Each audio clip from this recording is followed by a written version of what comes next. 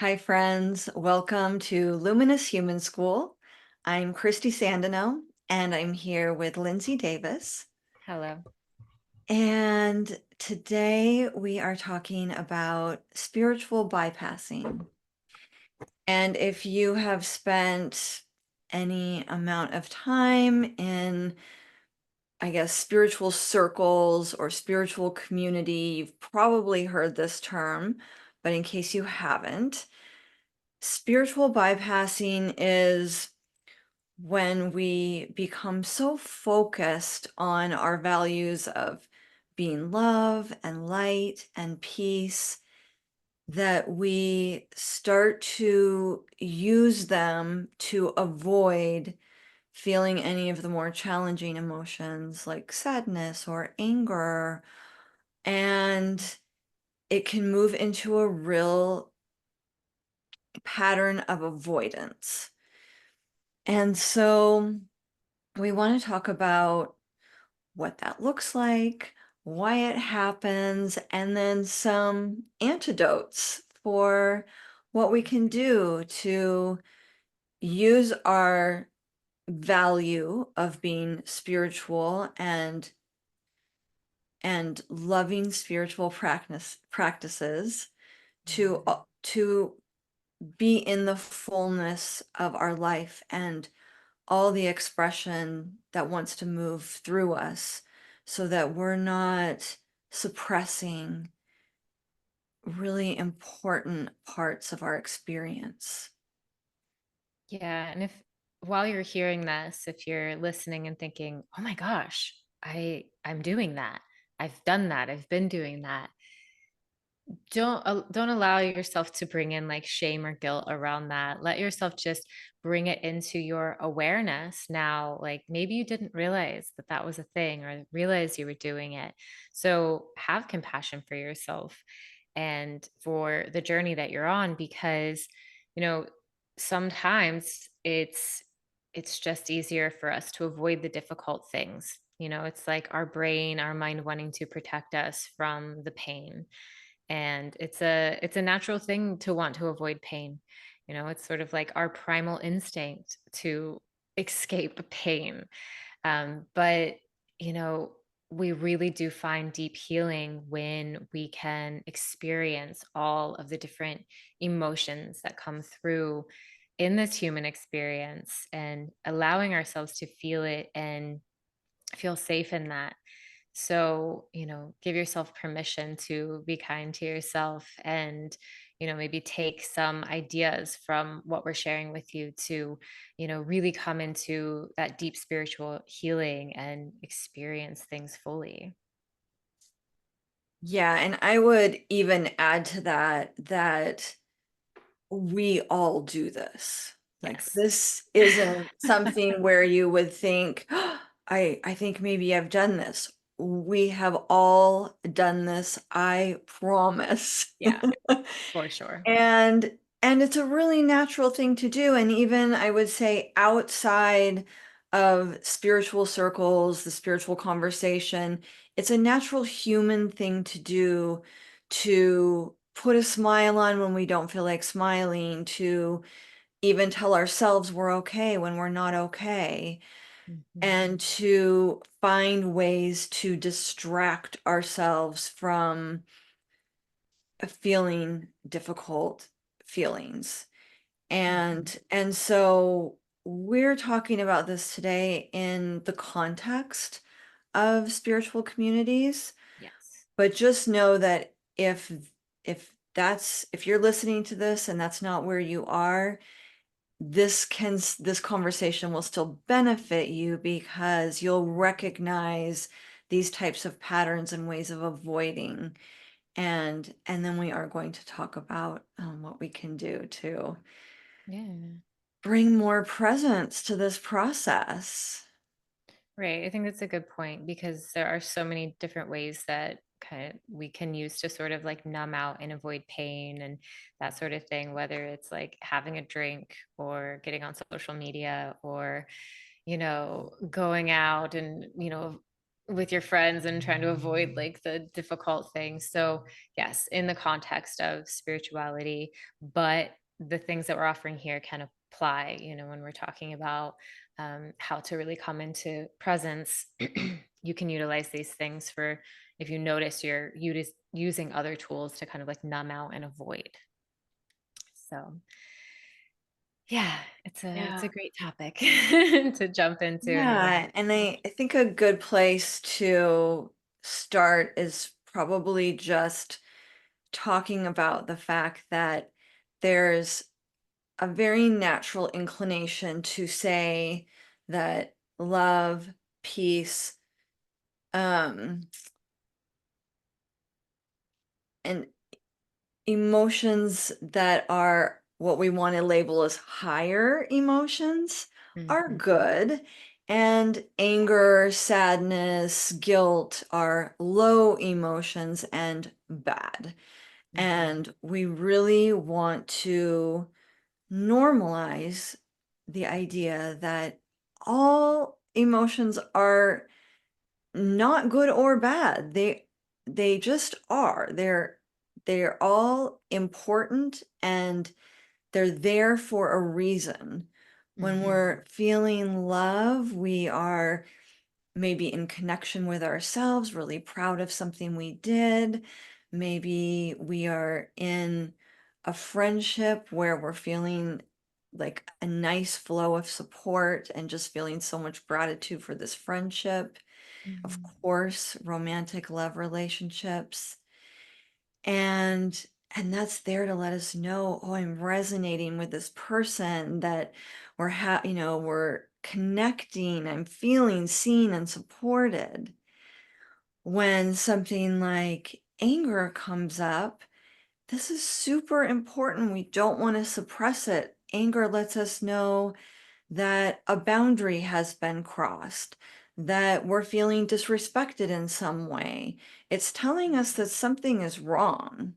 Mhm. It could be an interpersonal thing, it could be something bigger in society, but it's there for a reason. And anger has so much energy in it. It has Yeah, so much power in it. When we learn to be with our anger and express it in healthy ways, it's a powerful catalyst for change. absolutely.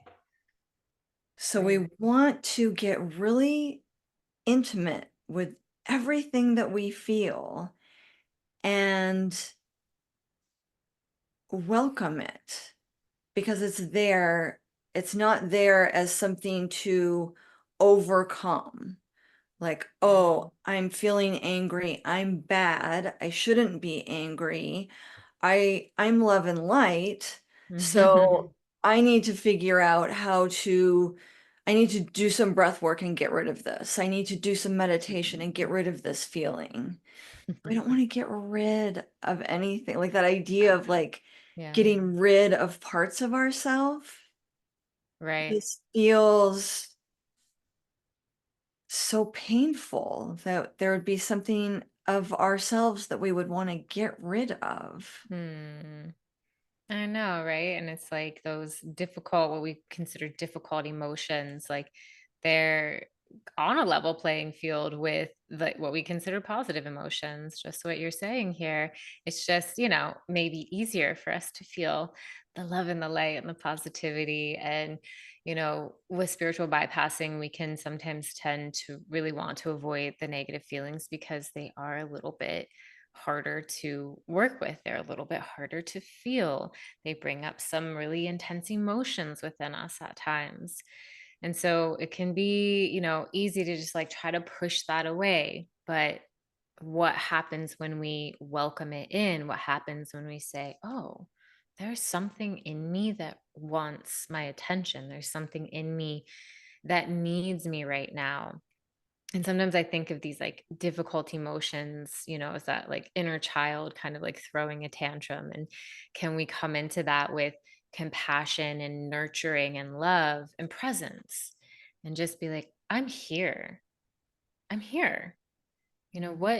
What does this feel like? What is going on? you know, why am I triggered? And letting yourself explore it in some kind of way. And so it's still valid, it's still necessary, it's still helpful, and it's energy just wanting to move through the body. And then when we can give it that space rather than repress it, it can start to shift because we're saying, okay, here's an opening for you to express rather than push down, push down, push down. It has nowhere to go except for probably just start to get bigger and more intense. And then that's when we can become really reactive and maybe say things we don't mean to say, or, you know, and this is a practice, right? Like it's sort of like, okay, I realize I have these tools. And now that you've learned these tools, you get to put them into practice the next time you feel this kind of emotion. And, I'm working with anger because it's an easy one to talk about, and it's like, okay, so when you're angry at something or someone next time, you might, oh, I have this tool, I can utilize it. Or you might realize after the fact that you had that tool and could have utilized it. But that's okay because you can go, oh, okay, I realize now upon reflection, I could have done this. So next time, I'm going to try that. And then it becomes this practice of playing with the things that we know and putting it into practice in the moment, catching yourself and working with it there and really giving that presence to something really intense. So, you know, I say that because it's not another reason to beat yourself up if you then realize you have these tools and can utilize them. Yeah. Yeah. Another way that spiritual bypassing can show up is another catchphrase we've probably heard about is Yep. toxic positivity. Hmm. So that's when everything kind of gets put in these platitudes like, well, everything happens for a reason. And, if that's what happened, then that's what's meant to be. And It's all there are love and light. times, what? It's all love and light. Right. It's all love and light. So there are times when there's nothing wrong with saying a phrase like that. For sure. It's part of life, and it is part of a way that we can make ourselves feel better. If I, Yeah. got a flat tire and missed a birthday party and felt like, oh, I wish I had been there. I can definitely say, well, I guess it wasn't meant to be. Maybe I wasn't meant to be there. That's fine.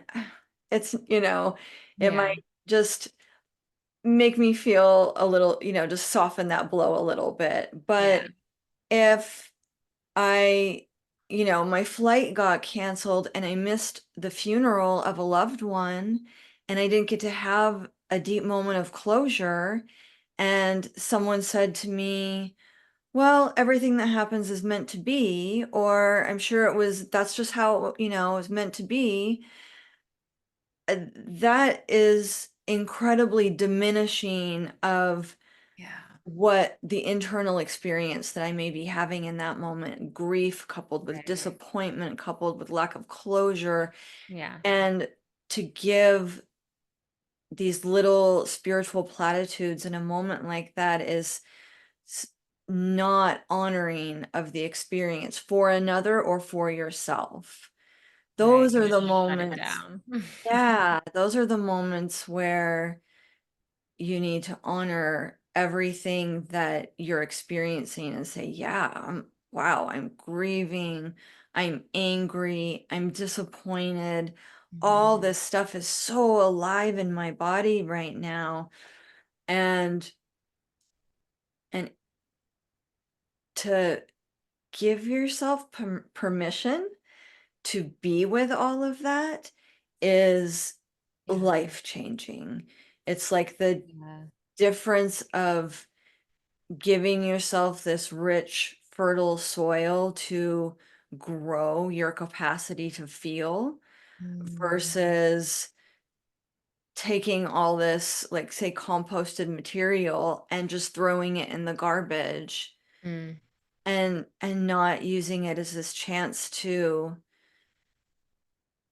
be with the depths of yourself and really create an intimate relationship with yourself and everything that you're feeling.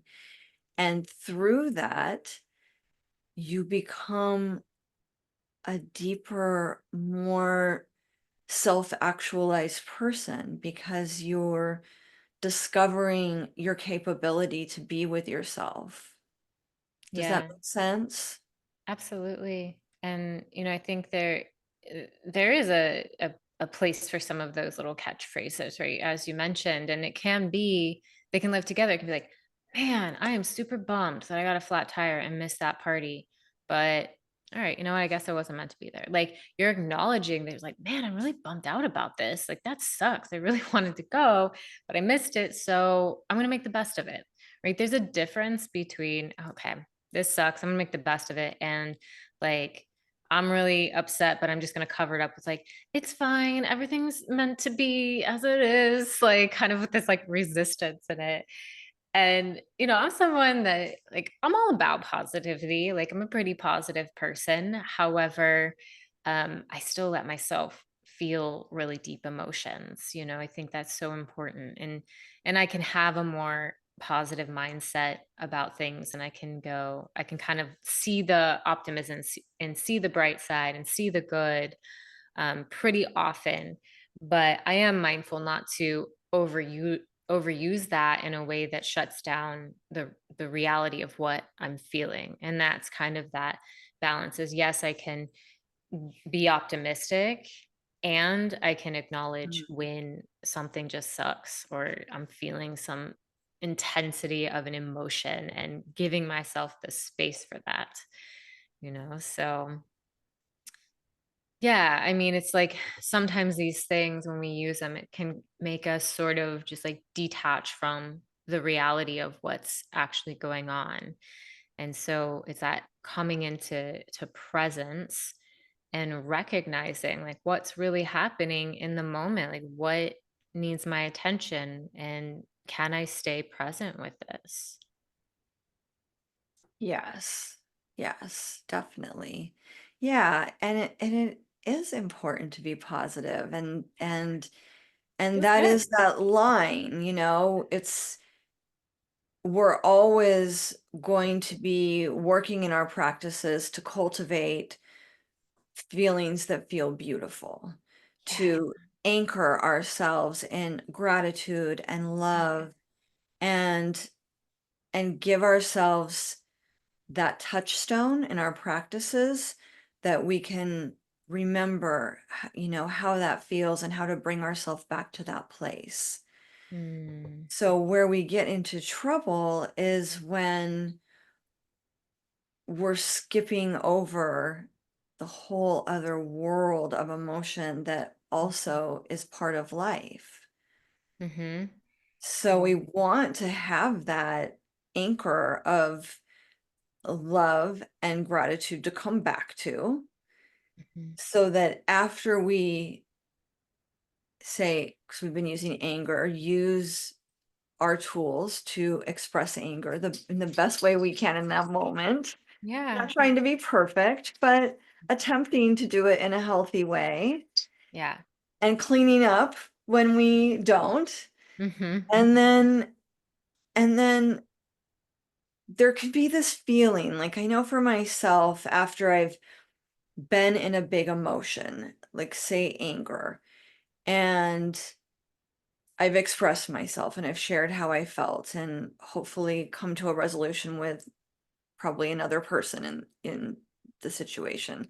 Mm-hmm. Um there can be this residue inside the body that Mm, just from having so much feeling stirred up. yeah. And once I know that I've done the work to feel what's happening inside me, to sit with it, it is very nurturing to then know that I have almost memorized these feelings of love and gratitude, and that I Mm, bring them back into my body as I like a that. kind of salve. I love that.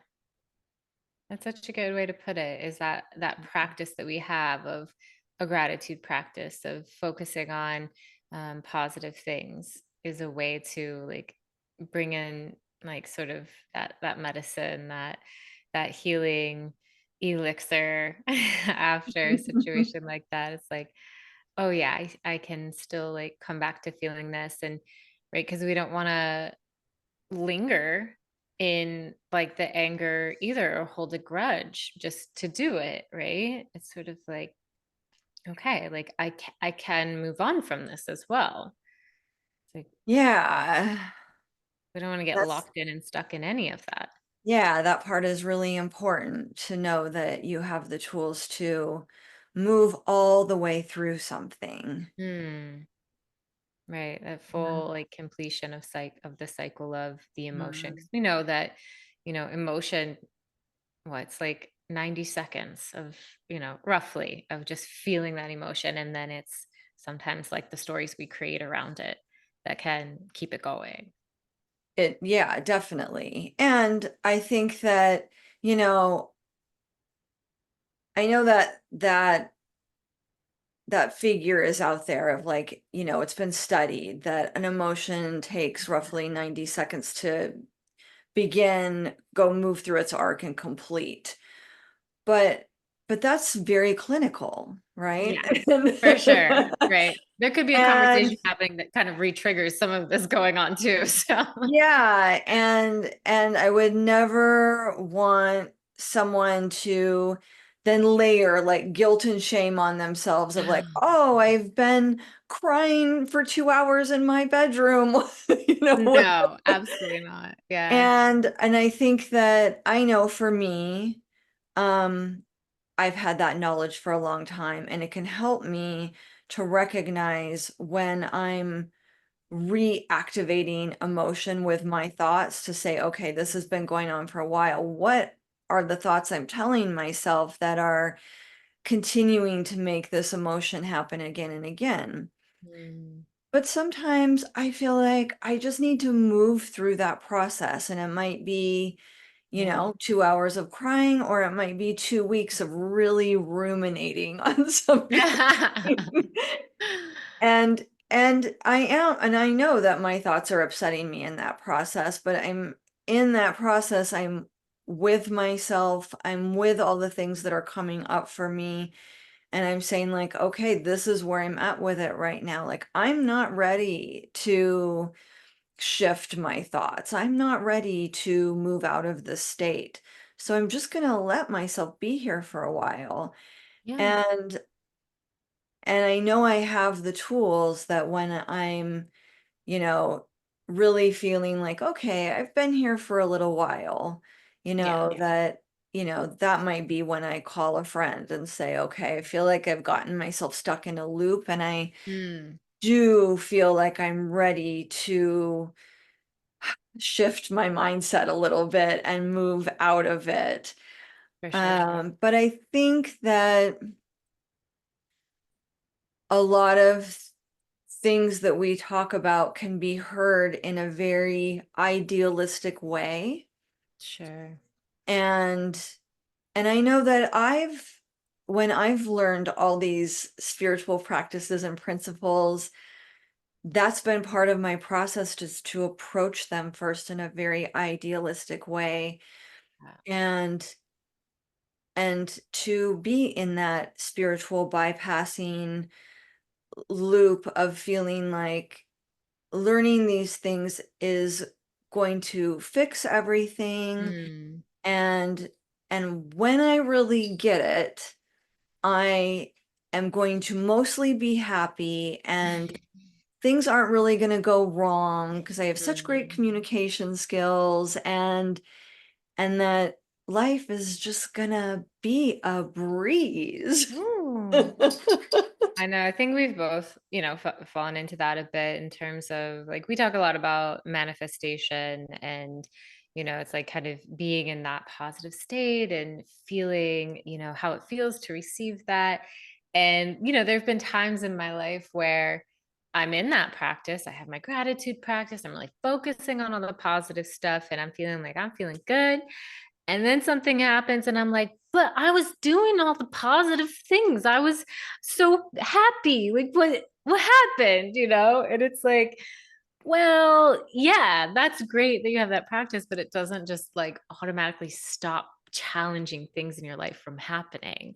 And it's like recognizing that that's still going to happen. And then, like, hopefully, you have these tools then to navigate those challenging things a little bit better. But to have that idea of like, but I'm so positive, like, nothing bad should ever happen. It's sort of like, well, we are still human living on planet Earth, and it's important to acknowledge those things too. And the other thing I wanted to mention as well, because a lot of what like spiritual bypassing is doing is it's avoiding the shadow work, and there's so much beauty and incredible growth, personal growth, spiritual growth that comes from doing shadow work, that comes from going into those difficult parts of ourselves, the things that we are trying to avoid and push away. And there's just so much in that when we can give ourselves the space to play with that, to work with that, to move through that. And it's like, that in the shadowy places of ourselves, like that is where the really challenging emotions live, or the challenging thoughts and traumas and difficult things in our lives. Like that's where they live. And there's so much healing that can happen in that space. So, yes, like it's not the easiest thing to say, all right, I'm going in. I mean, you have to make this conscious decision to be on that path and to stay on it. And, yes, you can go slowly. Yes, you can take your time. And that's fine. It doesn't have to be this like, all right, I'm jumping in the deep end. Like, it's okay to go slowly. Um, but yeah, I mean, it's spiritual bypassing. It's like it can cause us to just focus on only the good and forget that there's this whole level of incredible growth that can happen and is part of like the experience that we're here as humans like doing, and for many of us that are on the spiritual path to explore. Yes. Yeah, when we're staying in one dimension of a feeling tone, even if it's a very beautiful dimension, it's very shallow, Yeah. And it's the same when someone gets stuck in anger and they're, you know, y- I think we've all met people that we think like, I think that person's been angry since I've known them. That's maybe Mm. 10 years. Right. And that can also be a very shallow dimension, because you're just experiencing this one aspect. So Mm. we want to, here's how I want to say this, that I feel one of the main antidotes for spiritual bypassing is becoming very present with ourselves and with what's happening inside our bodies, both physically and emotionally. Yes. So we've talked a lot about this. We've talked about doing Yeah. felt sense work where you track what's happening in the body. You notice areas of tightness, of warmth, of tingling, anything Mhm. that's happening. And then you're also noticing where you feel a particular emotion in the body. So you're working physically with emotions and sensations and tracking them and allowing them to be there. So Mhm. you're not saying, aha, anger, I found you, you're in my belly. Now let's get you out. Yeah. Right. Yes. You're sitting with it, you're bringing your breath to it, you're asking if it has anything to teach you. Yeah. Our emotions are, if we could look at them as beings, we could look at them as great teachers that have arrived to talk to us and tell us something about ourselves, about Mm. a way of being that would be super beneficial to our lives. We can have the most deep and profound conversations with our emotions. And if Mm. you've never done that, that might sound really out there, Yeah. but I would say if you've never done it, find someone you can do it with, like a coach, a breath worker, a psychologist, because there are ways to do it that will be very helpful to whatever you're going through and experiencing. Maybe trying to do it by yourself if you've never done it Mhm. before could you leave you a little bit lost. So I would say before, if you've never done this before, find someone to do it with to really help teach you that process so that it can be something that you go back to again and again and that you find really valuable. Yeah, definitely. And all of this, it does require a level of vulnerability. Mm. And, for many people, they've maybe not let themselves be vulnerable because it can feel really scary to be seen, to really be vulnerable. And, if you're also someone that, you've maybe not allowed yourself to feel a whole lot of emotions in your life, you've really just kind of shut down, that process of starting to feel, it's going to feel really new, and it's going to be like, what is that? Oh my gosh, I'm feeling something I've never felt before. So, bring in plenty of compassion for yourself in this process when you're doing this work, being kind to yourself, being loving to yourself, because you might be, learning all of this for the first time. And it's like when you've been in this stuff for a long time, it kind of just feels like second nature at times. Like, yes, I am still learning, but I've kind of been on this path for a while. So, I can meet someone that all of this is new to, and there's many, many people that all of this is very new to, and it's like, oh, okay, so let's start at the beginning. And, yes, it's going to require that vulnerability, and it's going to require that compassion as well. So just saying that to not forget those two important points. And I would actually add, because Please. I know this has happened to me, that when you have been on this path for a really long time and you find yourself for the 200th time or the 2000th time f- avoiding a difficult feeling, Yeah. numbing through meditation or having a drink, or all of a sudden realizing you've been in a mental loop for a really long time, to also be super gentle and compassionate with yourself. Like, this is a lifelong practice, and we can be very idealistic about how we should be or how we would Mhm. like ourselves to be, or how, how we Yeah. would hope to approach a difficult conversation with a friend or a loved one, and then we don't. We avoid it or we do it in a way that we don't feel very proud of. And that's okay too.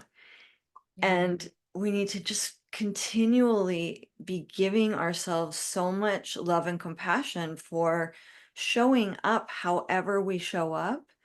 And Yeah. then knowing that we can still go back and fix it. We can still go back and say, you know what? I came home and thought I didn't love the way I handled that, and I would love to revisit this with you. And I Yeah. apologize for any way that I was shaming or blaming, or any way that my anger or doubt came through in a really unhealthy way. We can go back again, and we can do that with ourselves. We can do that with Yeah. others. Nothing is done. Like, I did it wrong and now that's it. Like, No. there's always a way to heal that, even if that's within ourselves. We might not be able to redo a conversation with a person in certain circumstances, Mhm. but we can still give so much love and compassion to ourselves, knowing that, you know, we deserve that no matter what. Mhm.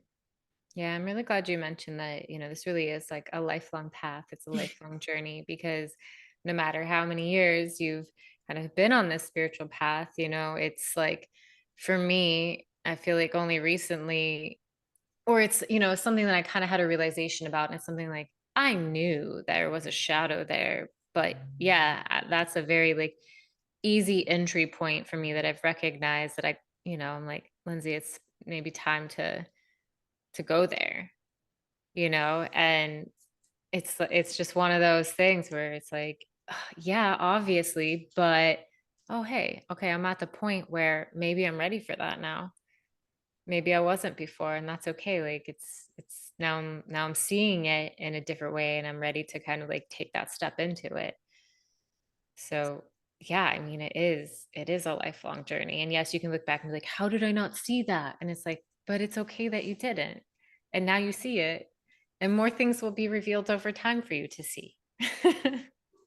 Absolutely. Absolutely. So Yeah, so I think bringing in some of these practices will really help bring more of a fullness to yeah.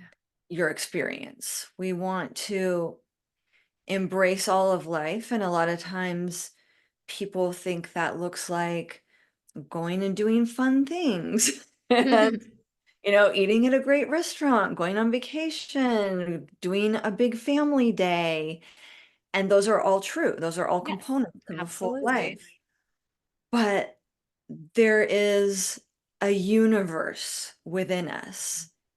Hmm. And living a really full life means getting acquainted with that universe, traveling that universe, Yeah. like being a part of it and acknowledging the fullness of it and knowing that it's infinite. You'll never get to the end of it. So there's always going to be this unfolding discovery and this Mm. place of infinite growth. We're not done. We're not going to get to a place where we're like done. Did it. I'm confident, I'm grateful, I'm full of love, nothing ever goes wrong. I'm a 100% excellent communicator. Did it all. Look at me. Then what? You know? So, yeah, like really welcome the universe that lives within you and the growth that it can provide you and be gentle because it just doesn't always feel good. And Yeah. that's part of it. Right. It just made me think, in saying all that, it's like, gosh, what's it like to really get to know yourself? How fun is that? Like, who am I? Really? I don't know. To me, that is super exciting, which is, probably why I'm on this path, but it's like this level of, just really creating that intimacy with yourself of just like, who am I? And what are all these things coming up in me? And how am I handling them? And how can I grow from that? And I just think it's such a beautiful path to be on. Not always the easiest path for sure, but it's like, I'm willing to take those steps to like also see what beauty comes from it. Yeah, Yeah. I love that. It's really Yeah. beautiful. Yeah. So we hope that you all found, something valuable from this conversation. We hope that, you can see where you are on your journey and where you want to take the next steps. And, if you have more questions about this or you just want to share something about this, send us a message on Instagram at Luminous Human School. And we would be happy to chat with you about it. Or if you have an idea for something you want us to talk about or, go into more depth about, let us know as well. So, yeah, as always, we appreciate you being here and listening and being part of our community. And we love you so much.